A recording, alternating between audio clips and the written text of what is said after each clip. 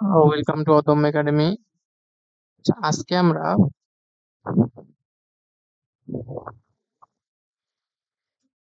পরিবেশ রসায়ন অধ্যায়ের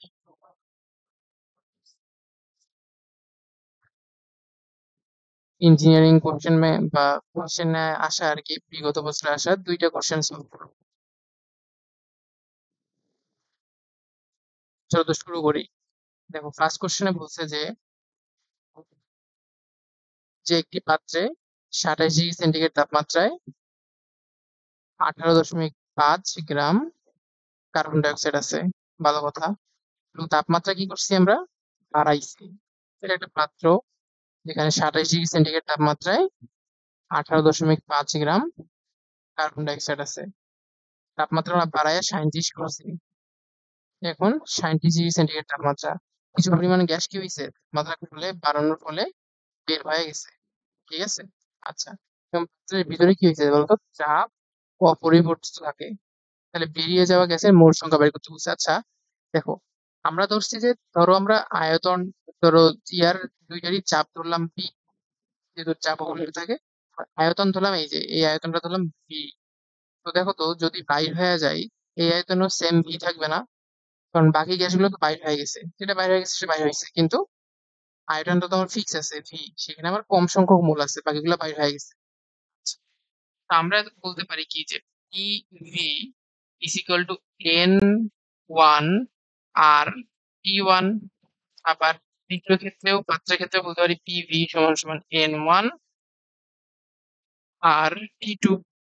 এখান থেকে আমরা যদি দুইটা সমান করি তাহলে আমি বলতে পারি যে N one R T one সমান সমান N two R T two. আর যেহেতু একই, এখানে N one T one is equal to N two T two বলতে পারি। দেখো এখানে এন ওয়ানটা কি, প্রথম পাত্রে কতটুকু মোল সংখ্যা ছিল বলতো? 18.5 ভাগ কত? ভাগ হচ্ছে তোমার কার্বন ডাই অক্সাইডের যে আণবিক ভরটা, এটা ইয়ে করতে হবে, কারণ আমরা এন সমান সমান কি জানি? ডাব্লিউ বাই এম জানি। এমটা হচ্ছে মোলার ম্যাস। মোলার ম্যাস কত কার্বন ডাই অক্সাইডের? 44 হয়।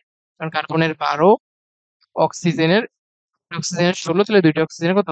32, এটা মোট 44 আর কি। এন টুটা আমরা বাইর করবো। আচ্ছা, এখানে আমি টি টু এর ইয়েটা দেখি নাই। দেখো, টি ওয়ান তাহলে কত হবে? টি ওয়ান হবে হচ্ছে 27 যোগ 273। এখানে এন টুটা বাইর করবো। আর টি টু কত হবে? টি টু হবে হচ্ছে তোমার 37 যোগ 273। এখান থেকে এন টুটা বাইর করতে হবে। তো তোমরা ক্যালকুলেটরে দেখবা যে এন টু এর ভ্যালু আসতেছে 0.4069 মোল। ঠিক আছে। এন টু এর ভ্যালু, এন টু বলতে এইখানে যতটুকু আছে হচ্ছে এন টু। তাহলে আগে ছিল আমার এন ওয়ান, এখন আছে এন টু। তাহলে আমার বাইর করতে বলছে কি বেরিয়ে যাওয়া গ্যাস। তাহলে বেরিয়ে যাওয়া গ্যাস কত? বেরিয়ে যাওয়া গ্যাস কত বলতো? এন ওয়ান, আগে এন ওয়ান ছিল, বেড়ে যায় এখন এন টু আছে, তাহলে যেটুকু বের হবে সেটা কত? N one minus N two. তাহলে এন ওয়ান যত ছিল, এন ওয়ান দিয়ে ক্যালকুলেশন করে তোমার 4.42, আর এন টু তো দেখলাম 0.4069। তো আলটিমেটলি এটার অ্যান্সার আসতেছে,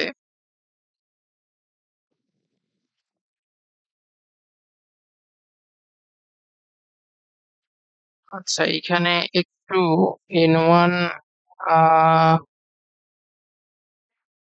আচ্ছা তো এন টু এর ভ্যালুটা মনে হয় একটু ভুল হয়েছে। আচ্ছা আমি একটু দেখি ব্যাপারটা, দাঁড়াও। এখানে 18.5 ডিভাইডেড বাই 12 প্লাস 32। আচ্ছা এইটা যেটা হয়েছে সেটা হচ্ছে, এইখানে ঝামেলাটা হয়েছে সেটা হচ্ছে যেটা 4.429, ওয়ান এর ভ্যালুটা হবে তোমার 0.42 হবে। আলটিমেটলি এটা যদি বিয়োগ দাও তাহলে কতটুকু পাই? 0.0136 মোল। ঠিক আছে, এত সহজ আর কি একটা অঙ্ক। সেকেন্ড ম্যাথে যাই। সেকেন্ড ম্যাথে কি বলছে? সেকেন্ড ম্যাথে বলছে যে তোমার কত, 27 ডিগ্রি সেন্টিগ্রেড তাপমাত্রায় একটি কঠিন বস্তু সহ গ্যাসের ভর দেওয়া আছে। ঠিক আছে। কঠিন বস্তু সহ গ্যাসের আয়তন দেওয়া আছে। আয়তন কত? 100 সেন্টিমিটার কিউব। আচ্ছা, আমরা যখন কোশ্চেন গুলো করছিলাম, যখন ইকুয়েশন গুলো প্রুভ করছিলাম, যেমন পিভি সমান সমান এনআরটি, তখন এটা কার ক্ষেত্রে বলতো? এটা শুধুমাত্র আইডিয়াল গ্যাসের ক্ষেত্রে, বাকি আদর্শ গ্যাসের ক্ষেত্রে। তো আদর্শ গ্যাসের ক্ষেত্রে যদি হয়, তাহলে সেই ক্ষেত্রে আমরা বলতে পারি কি, যে তোমার এটা কঠিন বস্তুর জন্য কাজ করবে না। তাহলে আমরা যখন এইটা আমি কি, এটা T1 তাপমাত্রা একটি বস্তু, কঠিন বস্তু কোনো গ্যাসের আয়তন হচ্ছে তোমার এত, তো কঠিন বস্তুর সহ আয়তন। তা আমি যদি V1 টা বলি, কঠিন বস্তুর আয়তন ধরলাম আমি এক্স, তাহলে V1 টা অবশ্যই কি হবে বলতো? 100 থেকে এক্স বিয়োগ যাবে। কারণ আমি তো এখানে কঠিন বস্তু নিতে পারবো না, আমার তো শুধুমাত্র কাজ করতে হবে কি গ্যাসীয় বস্তু নিয়ে। ঠিক সেরকম সেকেন্ড ক্ষেত্রে ওইখানে T2 দেওয়া আছে, প্রতিরোধ করালে চাপ হয় দ্বিগুণ, P2 সমান সমান কি হবে? P1 হবে। এবং কঠিন বস্তুর আয়তন হয় হচ্ছে 59.3 সেন্টিমিটার কিউব। যেখানে আমি বলতে পারি যে এইটারও ক্ষেত্রে V2 সমান সমান কি বলতে পারি, যে 59.3 মাইনাস এক্স।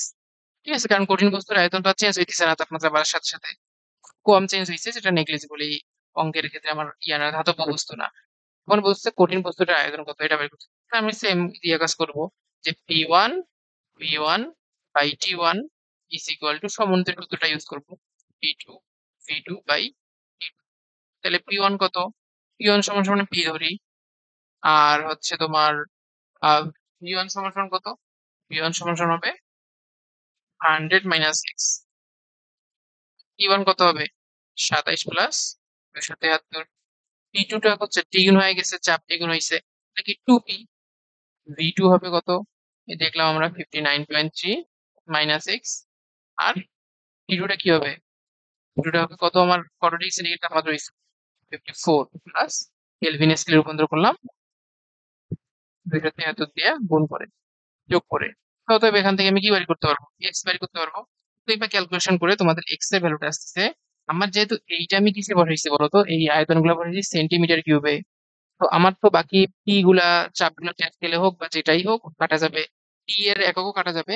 সুতরাং আমার আলটিমেটলি এক্স এর যে এককটা, সেটা সেন্টিমিটার কিউবেই আসবে, এবং সেটা হবে 10.55। 10.55। এ পর্যন্তই। ধন্যবাদ সবাইকে।